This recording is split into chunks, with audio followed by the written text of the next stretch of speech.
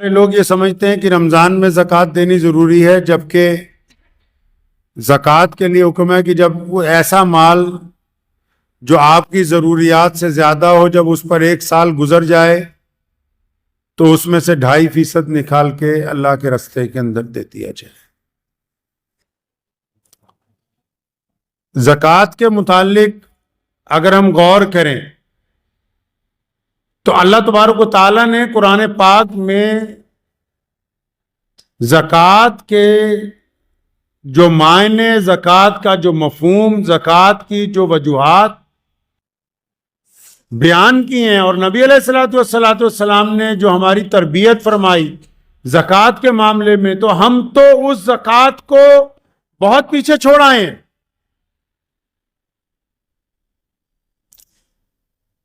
اطمینان کے ساتھ زکوٰۃ کے موضوع کے اوپر قرآن پاک کے احکامات کو، احادیث کو اگر دیکھتے ہیں تو ہماری زکوٰۃ تو اس زکوٰۃ کے ساتھ میل ہی نہیں کھاتی جو پیارے پیغمبر محمد رسول اللہ صلی اللہ تعالی علیہ وسلم نے دینے کے لیے حکم فرمایا ہے۔ پہلی بات تو یہ سمجھ لینی چاہیے زکوٰۃ ہے کیا، یہ ہوتا کیا ہے۔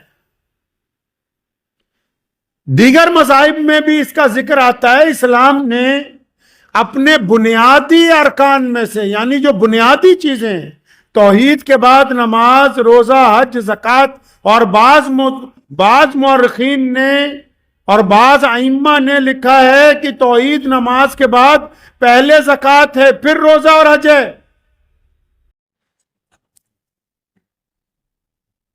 یہ اتنی بڑی بات جو ہے کہ پیارے پیغمبر صلی اللہ علیہ وسلم نے جس کے متعلق احکامات دیے گئے ہوں قرآن پاک میں، جس کا ذکر نماز کے ساتھ آیا ہو،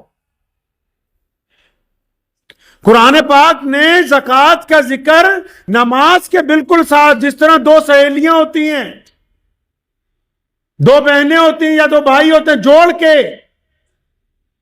قرآن پاک نے نماز کے بعد سب سے پہلے جس کا ذکر بالکل جوڑ کر کیا وہ زکوٰۃ کے بارے میں کیا۔ اب زکوٰۃ ہے کیا، زکوٰۃ دینی کس کو ہے، زکوٰۃ دینی کیسے ہے، زکوٰۃ دینے کی وجہ کیا ہے، زکوٰۃ بنائی کیوں گئی، زکوٰۃ کا معنی کیا ہے، یہ کچھ پتہ نہیں۔ بس ہم نے اپنی مرضی، کیونکہ نعوذ باللہ ہر جگہ تھوپ رکھی ہے، ہمارے نام نہاد اسلام جو ہم نے بنایا، جس نے مسلمانوں کے وجود کے لیے خطرہ کھڑا کر دیا، جس نے مسلمانوں کے نام کو خراب کر دیا، جس نے مسلمانوں کی اجتماعیت کو نقصان پہنچایا، وہ نام نہاد اسلام جو ہمارے ملاؤں نے، ہمارے بڑے بڑے چودھریوں نے، ہمارے بڑے بڑے جھوٹے دیندار طبقے نے تیار کر کے رکھا، ہم نے اس کو سمجھا کہ بس یہی اسلام ہے جی۔ زکوٰۃ کے متعلق اگر آپ پیارے پیغمبر محمد رسول اللہ کے حکم پہ آ جائیں گے، پیارے اللہ تبارک و تعالیٰ کے حکم کے اوپر آ جائیں گے، تو مجھے یوں محسوس ہوتا ہے جیسے آدھی دنیا کے دانشور آپ کے خلاف ہو جائیں۔ یہ کیا باتیں کرتے ہو کہ زکوٰۃ ایسے دینی ہے؟ تو ہم تو چاہتے ہی نہیں کہ لوگوں کو بتائیں کہ زکوٰۃ ہے کیا، زکوٰۃ بنائی کیوں، زکوٰۃ کا مفہوم کیا ہے، زکوٰۃ دی کیوں جاتی ہے۔ نہیں، بس ہمیں اتنا پتہ ہے کہ رمضان آ جائے زکوٰۃ لاؤ، زکوٰۃ لاؤ، صدقہ لاؤ، فطرہ لاؤ، اور یہ پتہ ہی نہیں کہ یہ بنایا کیوں ہے۔ بنٹا دھار کر دیا سارے کا سارے۔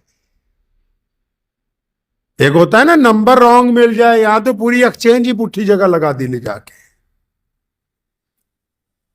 سارے سسٹم کا نظام اپنی من مرضی کے ساتھ۔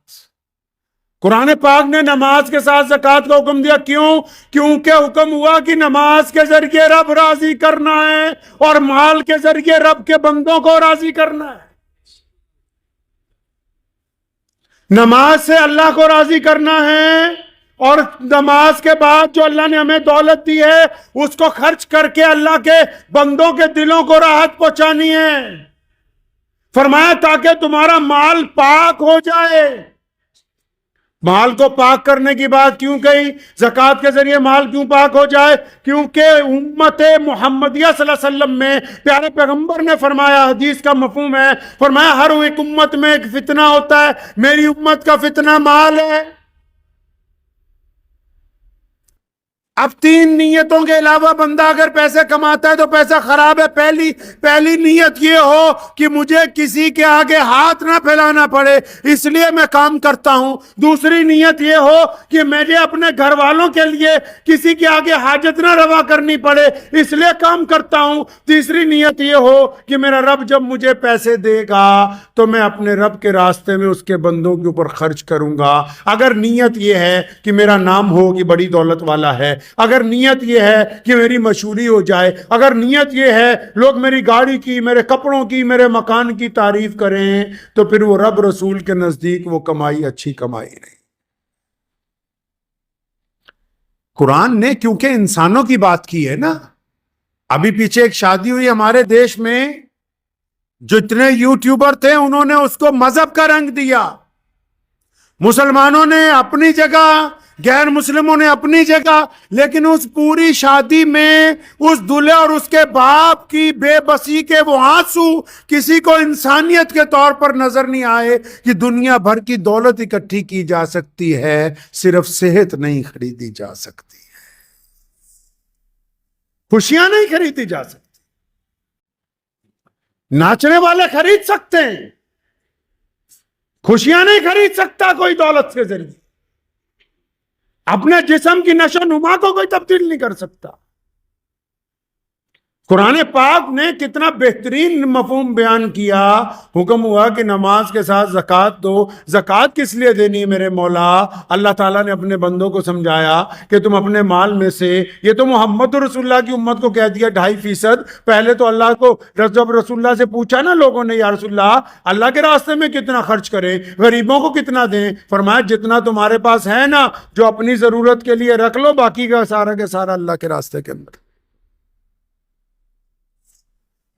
سیدنا عثمان غنی رضی اللہ تعالیٰ عنہ کے بارے میں لکھا ہے کہ سیدنا ابو بکر صدیق رضی اللہ تعالیٰ عنہ خلیفہ تھے جب مسلمانوں کے، تو یمن سے ایک آدمی قرض کے اندر پریشان تھا، وہ یمن سے چلا، سیدنا عثمان رضی اللہ تعالیٰ عنہ حضرت ابو بکر کے پاس آیا کہ جی مجھے 2000 دینار چاہیے، میرے پہ بڑا قرضہ ہے۔ حضرت ابو بکر صدیق نے اسے چائے وائے پلائی، دودھ پلایا، کھجوریں کھلائیں، اور فرمایا بھائی میرے پاس تو آج کل پیسے نہیں ہیں، میں تجھے ایک بندہ کے نام لکھ کے دیتا ہوں، پرچی لکھ کے دیتا ہوں، ان کے گھر چلے جاؤ، وہ تمہیں سب کچھ دے دیں گے۔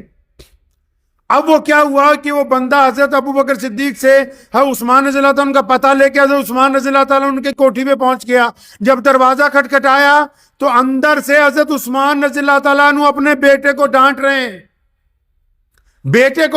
ہیں، سیدنا عثمان رضی اللہ تعالیٰ عنہ۔ کون سیدنا عثمان رضی اللہ تعالیٰ عنہ؟ جن کے آج بھی مدینہ منورہ میں سب سے زیادہ کاروبار ہیں، جن کے بینک اکاؤنٹ آج بھی سب سے زیادہ ہے، جن کی مالیت آج بھی سب سے زیادہ کمائی ہوتی ہے، جن کے مال سے آج بھی پوری دنیا میں سب سے زیادہ غریب ملکوں کے اندر لوگوں کو کھانا کھلایا جاتا ہے، وہ عثمان رضی اللہ تعالیٰ۔ اور جب دروازہ کھٹکھٹایا نا تو عثمان رضی اللہ تعالیٰ عنہ اندر اپنے بیٹے کو کیا ڈانٹ رہے ہیں؟ اپنے صاحبزادے کو۔ فرمایا تو اتنا فضول خرچ ہو گیا ہے کہ تو دودھ کے اندر شہد کا چمچ ملا کے پیتا ہے۔ دودھ تو اللہ نے میٹھا ہی بنایا ہے اور شہد بھی میٹھا، تو اتنے پیسوں کی بربادی مچا رکھی ہے، یا تو دودھ پی لیتا یا شہد کا چمچ کھا لیتا، اتنی بربادی۔ اب یہ جو بندہ آیا تھا 2000 دینار مانگنے، اب اس نے جب بات سنی تو یہ تو پریشان ہو گیا، کہتا مجھے خلیفہ نے کس کے گھر بھیج دیا، یہ تو اتنے کنجوس ہیں، دودھ اور شہد پہ اپنے بیٹے کو ڈانٹ رہے ہیں۔ بڑے لوگ بڑے ہوتے ہیں، بڑوں کی باتیں بڑی ہوتی ہیں۔ بڑا وہ نہیں ہوتا جو اکڑ کے چلتا ہے، بڑا وہ ہوتا ہے جو جھک کے ملتا ہے۔ پہلی بات سیدنا عثمان رضی اللہ عنہ نے دروازہ کھولا، پہلی بات، جو بڑے ہوتے ہیں ان کی باتیں ہی نرالی، پہلی بات کہا میرے بھائی مجھے اللہ کے واسطے معاف کر دینا، میں نے تمہاری آواز تو سن لی تھی لیکن بچوں کو کچھ سمجھا رہا تھا، اس لیے تمہیں انتظار کرنا پڑا، اس بات کے لیے معافی چاہتا ہوں۔ اور اس کو پھر اپنے ڈرائنگ روم میں بٹھایا، جس کو بیٹھک کہتے ہو آپ، بیٹھک میں بٹھایا تو نوکر کو بلایا, فرمایا مہمان آیا ہے, دودھ لاؤ شہد ڈال کے. کھجوروں کا حلوہ منگوایا اس کے لیے, اور گھر میں جو کچھ مہمانوں کے آگے ایک رئیس آدمی پیش کر سکتا ہے وہ ساری چیزیں پیش کی. وہ بڑا حیران ہوا, کہتا ہے یار ابھی تو دروازے پہ اپنے بیٹے کو ڈانٹ رہے تھے کہ تو نے فضول خرچی مچا رکھی ہے, اب میرے آگے تو اتنی چیزیں رکھ دی.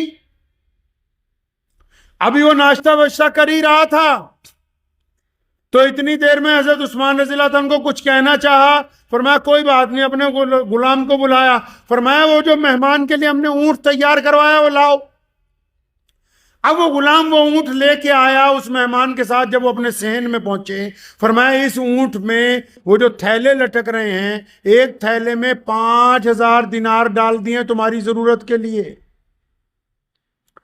تمہارے اور تمہارے گھر والوں کے لیے دوسرے تھیلے میں کپڑے نئے ڈال دیے تاکہ تم اچھا لباس پہن سکو, اور اس کے آگے والے میں سفر کے لیے تمام خشک چیزیں, میوہ جات, خشک گوشت وہ ڈلوا دیا ہے تاکہ راستے میں تمہیں بھوک لگے تو کھاتے پیتے جانا.